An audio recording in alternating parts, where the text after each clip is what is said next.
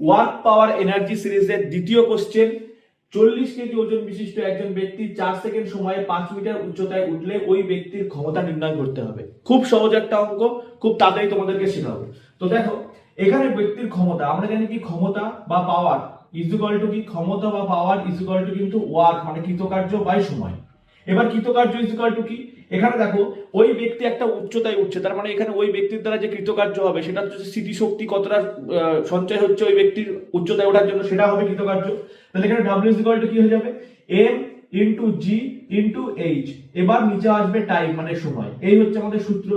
এবার দেখো M এর ভ্যালু কত, ওই ব্যক্তির ওজন 40 কেজি, এখানে লিখলাম 40, ঠিক আছে। G এর ভ্যালু কত, G এর ভ্যালু হচ্ছে 10, আর কত উচ্চতায় উঠেছে, 5 মিটার উচ্চতায় উঠেছে, তাই লিখলাম 5। সময় কত, 4 সেকেন্ড, এখানে লিখলাম 4, 4 দিয়ে 40 কে কাটলে হয় 10, 10 10 এ 100, 5 100 500।